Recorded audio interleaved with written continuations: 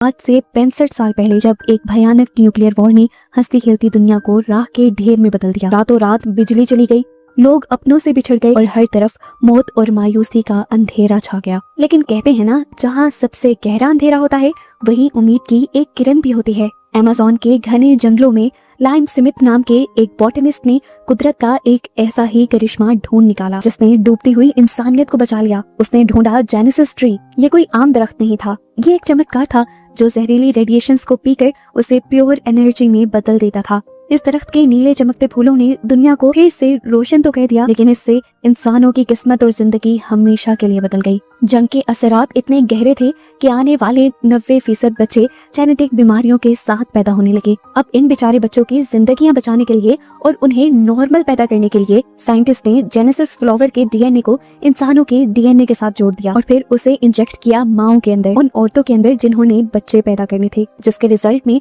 Modify हुए ऐसे perfect बच्चे पैदा हुए जिनके अंदर सुनने की, देखने की, यहाँ तक कि हर काम करने की पावर 10 गुना ज्यादा थी एक आम इंसान से। और इन बच्चों को नाम दिया गया जेनेटिक्स का। दुनिया में जेनेटिक्स को ऐसे ट्रीट किया जाने लगा जैसे वो कोई राजा महाराजा हो। 90% बच्चे तो अब जेनेटिक्स ही पैदा होते थे, लेकिन अब वो 10% लोग जिनका डीएनए जेनेसिस फ्लावर के डीएनए को एक्सेप्ट नहीं करता था, वो नॉर्मल इंसानों की तरह पैदा होते थे, हमारी और आपकी तरह।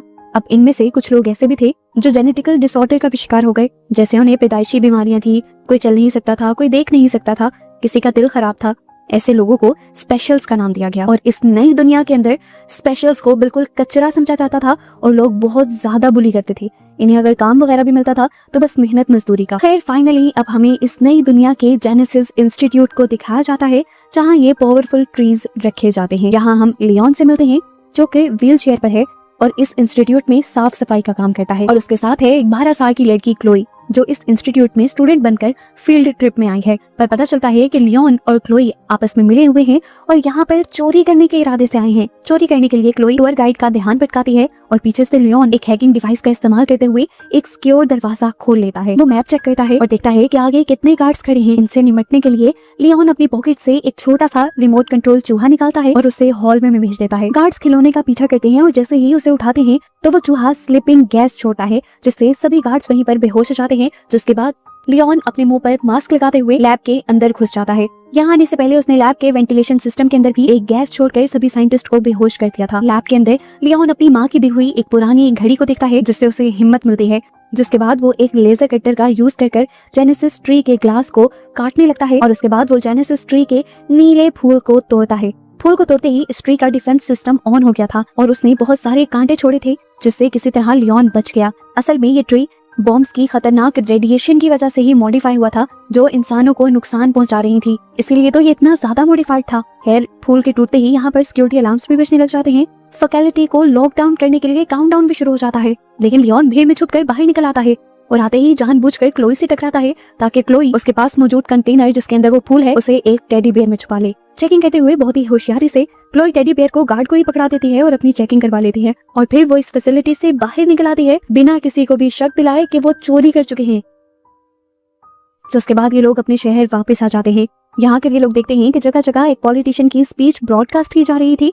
सेनेटर फ्रैंक अब यहाँ पर प्रोपोजिशन 42 नाम का एक नया कानून लाना चाह रहा था। वो चाहता था कि जेनेटिक्स और स्पेशल लोगों को बराबर समझा जाए, इसीलिए वो एक ऐसा एंटीडोट, एक ऐसा सीरम तैयार करवा रहा था जिसकी मदद से अडल्ट्स और स्पेशल्स को भी जेनेटिक एनहेंसमेंट मिल सके और वो अपनी बीमारियों और कमजोरियों से क्योर हो जाएं। सीन कट होता है और हमें एक फेमस पॉप स्टार मीरा को दिखाया जाता है जो अनाउंसमेंट करती है कि वो गरीब स्पेशल डिस्ट्रिक्ट में जाकर एक कॉन्सर्ट करेगी ताकि वहाँ के भी सब लोग मिलजुल कर रह सके। लियोन जब कॉन्सर्ट के बारे में सुनता है तो उसे यकीन नहीं आता क्योंकि उसे लगता है कि अमीर और जेनेटिक्स सिर्फ झूठ ही बोलते हैं।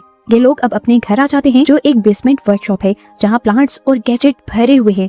क्लोई एक बहुत ही अच्छी बॉटनिस्ट है जो केमिकल्स के जरिए भी एसिडिक फ्रूट्स और अजीबोगरीब किस्म की वाइन्स यानी बेलें उगाती है। और लियोन एक इन्वेंटर है, एक साइंटिस्ट है जो डिसेबल स्पेशल्स के लिए नकली हाथ पैर बनाता है जिनको प्रोस्थेटिक्स भी बोलते हैं। वो चुराए हुए जेनेसिस एक्सट्रैक्ट का इस्तेमाल करता है अपने गैजेट्स बनाने के लिए ताकि उसके जरिए स्पेशल्स सरवाइव कर पाएं। आधी रात में इन्हें एक घबराए हुए आदमी की कॉल आती है। यह आदमी अमीर जेनेटिक डिस्ट्रिक्ट में रहता था, वो भी डिसेबल था, यानी चल फिर नहीं सकता था और मैकेनिकल सूट के जरिए काम करता था।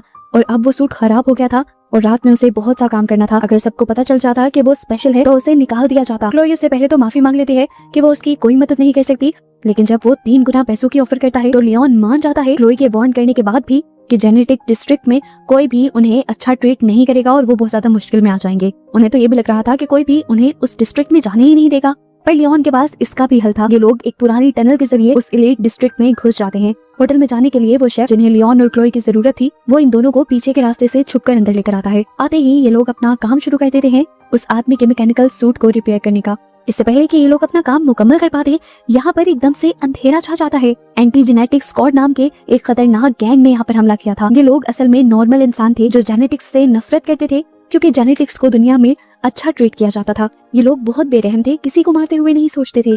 ये लोग उस कुक को भी मार देते हैं और यहाँ पर बहुत ज्यादा तोड़फोड़ करते हैं। इस टाइम क्लोई और लियोन छुप चुके थे, लेकिन उन्हें भी बचकर यहाँ से निकलना था, पर पीछे का दरवाजा बंद हो चुका था। ऐसे मुश्किल वक्त में लियोन को एक बड़ा फैसला लेना पड़ता है। वो मरे हुए कुक का मैकेनिकल सूट उठाकर खुद पहन लेता है। इतने में ये गैंगस्टर्स भी अब किचन में आ चुके थे और किचन में आकर ये लोग अपने किसी प्लान के बारे में बात कर रहे थे, जिस प्लान को इन्हें कल एग्जीक्यूट करना था। किसी खास जगह पर बॉम्ब लगाने की और किसी खास आदमी को मारने की प्लानिंग कर रहे थे। ये इनकी बातें करते हुए उनके हाथ से एक पेपर भी नीचे गिर जाता है, जिन्हें क्लोई उठा लेती है। अचानक ही लियोन के पहने हुए सूट में गड़बड़ होती है, जिसकी वजह से लियोन एक मेटल काउंटर पे गिर जाता है। ऐसे गैंग वाले भी उसे देख लेते हैं और इससे पहले वो उसके ऊपर हमला कर देते। अपने आप को बचाने के लिए यहाँ पर मौजूद सारी चीजें लियोन इन गैंगस्टर्स के ऊपर गिरा देता है और फिर इसी मैकेनिकल सूट की पावर्स का इस्तेमाल करते हुए पीछे का दरवाजा जोर लगाकर खोलकर ये दोनों यहाँ से भाग निकलते हैं। घर तो ये सेफली पहुंच चुके थे। इन्हें लगा था कि ये मुश्किल से निकल आए, पर ऐसा नहीं था।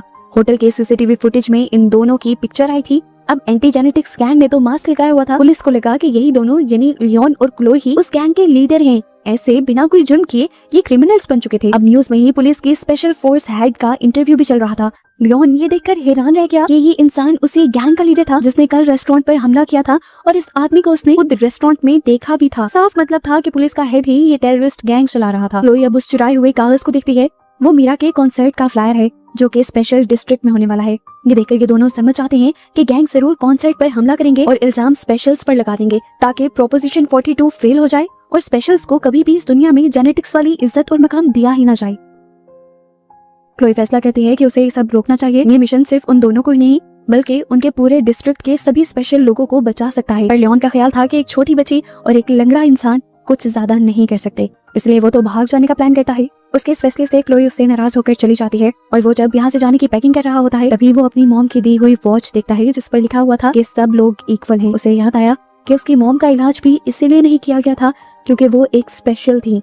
उसे एहसास होता है कि अपने साथ होने वाली इन ज्यादतियों के बाद वो इस तरह पीछे नहीं हट सकता, इसलिए वो घर वापस आकर काम करना शुरू कर देता है। और जैसे ही क्लोई घर वापस आती है तो ये देखकर खुश हो जाती है कि लियोन उससे पहले ही शेफ वाले मैकेनिकल सूट को मॉडिफाई कर रहा था। लियोन ने सूट के अंदर बहुत से वेपन्स लगा दिए थे, जबकि क्लोई अपनी बॉटनी स्किल्स का इस्तेमाल करते हुए इसमें बहुत सी बायो वायर्स लगाती है। इन वायर्स के ऊपर एसिडिक फ्रूट उगते हैं जिनसे निकलने वाली गैस दूसरों को बेहोश भी कर देती है और दूसरों को जलाने के भी काम आती है। अगले दिन अब ये लोग मिशन के लिए तैयार थे। वो गैंग भी कॉन्सर्ट के फौरन बाद मीरा को किडनैप करने के लिए पहुंच जाता है और यहाँ पर अफरा तफरी मच जाती है। भीड़ में तो लियोन और क्लोई कहीं नजर नहीं आते, लेकिन कॉरिडोर से जहाँ से गैंग वाले मीरा को लेकर जा रहे थे वहीं पर एकदम से लियोन अपने मैकेनिकल सूट में जंप करता है। पहले तो वो लड़खड़ाया, लेकिन फिर उसने अपने आप को बैलेंस कर लिया। गैंगस्टर्स ने जैसे ही उसे देखा तो उसने अपने सूट से एक बटन ऑन किया और उसके पूरे सूट पर पौधे उगाए और ये था क्लोई की वजह से। ये देखकर गैंग वाले उस पर हंसने लगे, लेकिन फिर लियोन ने दिखाई अपनी सूट की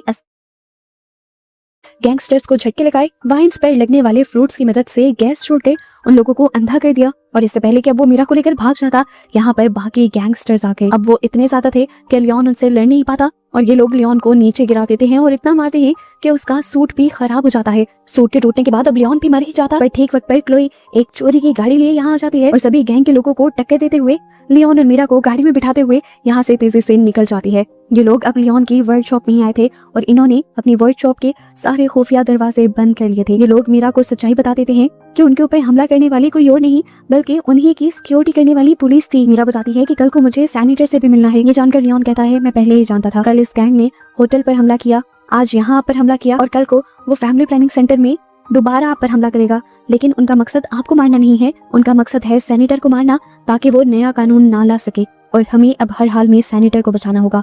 मीरा भी अब उनके साथ इस प्लान में शामिल हो गई थी और अब अगले दिन ये लोग एक कपल का भेस लेते हुए फैमिली प्लानिंग सेंटर में जाते हैं और यहाँ पर स्टाफ का ध्यान भटकाने के लिए लियोन मीरा को गाना गाने को कहता है। इतने में यहाँ पर वो गैंगस्टर भी आ गए थे अपना काम पूरा करने के लिए। लियोन तेजी से उनकी तरफ जाता है और अपने सूट में लगे हुए एसिड के जरिए उन सबके मास्क पर हमला कर देता है। सभी के मास्क पिघलने लग जाते हैं, जिसके बाद वो सभी से एक एक कर निपटने लग जाता है। लेकिन पुलिस का हेड जो सबसे ज्यादा ताकतवर था उसके सामने लियोन टिक नहीं पाता। दोबारा लियोन उससे बहुत ज्यादा मार खाता है और दोबारा ही उसका सूट भी टूट जाता है। आज तो लियोन को लगा था कि वो मर ही जाएगा, लेकिन ठीक वक्त पर यहाँ सैनिटर के गार्ड्स आ जाते हैं जो काफी सारे गैंग के लोगों को शूट कर देते हैं और बाकी बचा कुचा गैंग यहाँ से भाग जाता है। स्पेशल पुलिस फोर्स का हेड जो कि इस गैंग का भी हेड था वो भी अपनी असलियत छुपाते हुए यहाँ से भाग निकला था। लियोन ने इतना बड़ा काम किया था, सैनिटर की जान बचाई थी, उल्टा सैनिटर के गार्ड्स ही उसे बुरा भला कहने लग जाते हैं और इतने में ही यहाँ पर सैनिटर खुद आ जाते हैं, जिन्हें देखकर लियोन कुछ पल के लिए दंग रह जाता है। और यहाँ एक बहुत बड़ा ट्विस्ट रिवील होता है कि लियोन सैनिटर का ही बेटा था। ये सच्चाई जानकर क्लोई को भी शौक लगा था। उसे लगा कि लियोन भी अमीरों का और जेनेटिक्स का हिस्सा है, इसलिए वो भी रोते हुए वहाँ से भाग जाती है। कुछ देर में मीडिया पर भी ये खबर वायरल हो गई थी कि सैनिटर के ऊपर हमला हुआ है। सैनिटर का इंटरव्यू लेने के लिए यहाँ पर बहुत से लोग आ जाते हैं और सैनिटर सबको बताते हैं कि एक हीरो ने, मेरे बेटे ने मुझे बचाया है जो कि एक स्पेशल है और यही सबसे बड़ा सबूत है इस बात का कि स्पेशल जेनेटिक्स से कम नहीं और उन्हें इक्वल ही राइट्स मिलने चाहिए। इसके बाद प्रोपोजिशन 42 का वोट ऑलमोस्ट सबकी ही हामी से पास हो जाता है। गवर्नमेंट की प्रॉमिस कहती है कि स्पेशल्स को भी इक्वल राइट दिए जाएंगे और उनके लिए स्पेशल मेडिकल कैंप भी लगाए जाएंगे जहां पर उनका इलाज हो सकेगा। लियोन अब इसके बाद क्लोई को ढूंढने के लिए जाता है, पर क्लोई उसे कहीं नहीं मिलती। वो काफी ज्यादा दुखी हो जाता है और कैंप में वापस आ जाता है जहाँ पर अब स्पेशल लोगों का इलाज चल रहा था। यहीं पर सैनिटर उससे मिलते हैं और उससे माफी मांगते हैं अपने किए सभी बुरे कामों की। वो कहते हैं कि तुम्हारी मॉम मेरी गलती की वजह से मारी गई थी और मैं अब वो गलती सुधारना चाहता हूँ। जाने से पहले तुम्हारी मॉम तुम्हारे लिए एक लेटर छोड़ कर गई थी, लेकिन इससे पहले कि मैं हिम्मत करके ये लेटर तुम्हें दे पाता तुम मुझे ही छोड़कर चले गए। लियोन अकेले में वो लेटर पढ़ता है जहाँ पर उसकी मॉम ने लिखा था कि तुम अपने डैड को माफ कर देना और अपना दिल बड़ा रखना क्योंकि आखिरकार हम सब बराबर हैं। अब यहीं पर लियोन से मिलने के लिए क्लोई और मीरा आते हैं और क्लोई लियोन को बताते हैं कि पुलिस हेड अभी तक अरेस्ट नहीं हुआ और वो अभी भी सैनिटर के साथ ही काम कर रहा है। लियोन को ही शक होने लगा था कि कुछ तो गड़बड़ी है। गड़बड़ी के बारे में पता चलाने का काम क्लोई ही करती है और एक हाईटेक कैमरा से उस लेबोरेटरी के अंदर देखती है जहाँ पर सैनिटर और वो आदमी खड़े थे। इस कैमरा के जरिए इन्हें बहुत ही भयानक हकीकत ये पता चलती है कि वो दोनों असल में दुश्मन नहीं थे बल्कि पार्टनर्स थे और जो सब इनकी आंखों के सामने हुआ था वो सिर्फ दुनिया की आंखों में झोंकने के लिए एक धोखा था। सैनिटर जो प्रोस्टेट लॉ भी लाना चाहते थे वो स्पेशल्स की भलाई के लिए नहीं था, वो भी सिर्फ जेनेटिक्स को अपग्रेड करने के लिए था। इन्हें असल में स्पेशल्स के दिमाग से एक स्पेशल किस्म का केमिकल चाहिए था और उसे निकालने के लिए ये सारा ड्रामा रचा जा रहा था। और इन कैंप्स में जो स्पेशल्स इलाज करवाने के लिए आ रहे थे उनका इलाज करने के बजाय उनके ब्रेन से उस केमिकल को ही निकाला जा रहा था। इस केमिकल को निकालने का प्रोसेस इतना ज्यादा भयानक और खतरनाक होता है कि डोनर की मौत भी हो सकती है, लेकिन फिर भी सैनिटर और बाकी लोगों को कोई परवाह नहीं थी। वो तो चाहते थे कि स्पेशल्स मर ही जाएं और इस दुनिया में सिर्फ जेनेटिक्स ही रहे। उन्हीं की बातों से इन्हें ये भी पता चला था कि ये इस कैंप में सिर्फ एक ही इंसान का इलाज करेंगे और वो था लियोन, यानी सैनिटर का बेटा। वो अब पूरे कैंप पर नजर दौड़ाता है। यहाँ पर जल्दी जल्दी लोग मर रहे थे कि देखकर स्पेशल्स समझ जाते हैं कि उनके साथ धोखा हो रहा है और सभी लड़ने के लिए तैयार हो जाते हैं। एक प्लान के तहत अब लियोन भी ऑपरेशन रूम के अंदर चला जाता है जहाँ पर उसका ऑपरेशन होना था। अपने ब्लैंकेट के नीचे उसने अपना प्रोस्थेटिक सूट छुपाया हुआ था जो उसने रिपेयर कर लिया था। अपने डैड और नर्सिस के यहाँ आते ही वो अपने असल इरादे दिखा देता है और सबसे पहले अपने डैड को ही गर्दन से पकड़ लेता है और उन्हें एक मॉन्स्टर बुलाते हुए एक कमरे में कैद कर देता है। उसने नर्स के हाथ से वो इंजेक्शन भी चुरा लिया था जो उसे ठीक करने के लिए किसी मासूम स्पेशल के दिमाग से निकाला गया था। इसके बाद लियोन जल्दी से सिक्योरिटी रूम में जाता है और वहाँ के गार्ड्स को मारकर गेट खोल देता है। गेट के खुलते ही अलार्म बजने लग जाते हैं और पुलिस हेड या कह लें कि गैंगस्टर अपनी पूरी आर्मी के साथ यहाँ पर पहुंच जाता है सिचुएशन को हैंडल करने के लिए। पर उनसे अब कुछ हैंडल होने वाला नहीं था क्योंकि स्पेशल्स ने सब कुछ अपने हाथ में ले लिया था। अपने हाथ में आम सी चीजें लेते हुए जैसे पत्थर और बैट वो इधर इन जेनेटिक्स और गैंगस्टर्स के ऊपर हमला करना शुरू कर देते हैं। हालांकि जेनेटिक्स उनसे ज्यादा ताकतवर थे लेकिन स्पेशल्स तादाद में ज्यादा होने की वजह से जीतने लगे। ये जंग इस टाइम बहुत ही भयानक हो गई थी। जंग के दौरान क्लोई और मीरा किसी दूसरे मिशन पर लगे हुए थे। सैनिटर और पुलिस के खिलाफ सारे सबूत वो हायर अथॉरिटीज में पहुंचाना चाह रहे थे, लेकिन इस सब में पूरे 5 मिनट लग जाते और इससे पहले आकर कोई भी उनसे ये सबूत छीन सकता था। एक आदमी तो आकर मीरा का गला भी दबाने लग जाता है। मीरा मरने ही वाली होती है लेकिन तभी एक स्पेशल आकर पीछे से जेनेटिक्स को मारकर मीरा को बचा लेता है। फाइनली वो सबूत भी पूरी तरह हायर अथॉरिटीज के पास पहुंच जाते हैं और इनका ये मिशन कामयाब हो जाता है सैनिटर और पुलिस हेड की सच्चाई सब तक पहुंचाने का। दूसरी तरफ हम देखते हैं कि उस गैंगस्टर और लियोन के दरमियान में भयानक लड़ाई चल रही थी। वो गैंगस्टर जेनेटिक्स होने की वजह से बहुत ज्यादा ताकतवर भी था और तेज भी था। वो लियोन के इस सूट को टुकड़ों टुकड़ों में तोड़ देता है। इसके बाद वो लियोन को घसीटते हुए लैब के अंदर ले जाता है और उसे उठाकर जोर से कंट्रोल पैनल पर पटक देता है, जिसके पीछे जेनेसिस ट्री था। लियोन जानता था कि जेनेसिस ट्री किस तरह काम करता है। वो जल्दी से जेनेसिस ट्री का एक फूल तोड़ देता है, जिसकी वजह से इस ट्री का डिफेंस सिस्टम ऑन हो जाता है और उसके अंदर से बहुत से तेज धार कांटे निकलते हैं। लियोन तो नीचे गिरकर अपने आप को बचा लेता है, लेकिन वो सारे कांटे अब उस गैंगस्टर के अंदर स्टैब हो चुके थे और वो मर चुका था। कुछ देर बाद दिखाया जाता है कि असली पुलिस यहाँ पर पहुंच जाती है और सभी गैंगस्टर्स के साथ साथ सेनेटर को भी अरेस्ट करके यहाँ से ले जाती है। इस पूरी फैसिलिटी को भी इन्होंने अपने कब्जे में ले लिया था और फाइनली सारी बुराई यहाँ से अब खत्म हो गई थी। जैसे ही सबको सेनेटर की सच्चाई पता चल गई थी, वैसे ही प्रोपोजिशन 42 को भी रद्द कर दिया गया था। शहरों के दरमियान बने सभी बॉर्डर्स भी खोल दिए गए थे और इस दुनिया में इक्वालिटी आ गई थी। अब जेनेटिक्स और स्पेशल्स एक दूसरे के शहरों में आ जा भी सकते थे और एक दूसरे के साथ नॉर्मल इंसानों की तरह रह भी सकते थे। सभी बहुत ज्यादा खुश होते हैं और सबसे ज्यादा खुश थे लियोन, क्लोई और मीरा।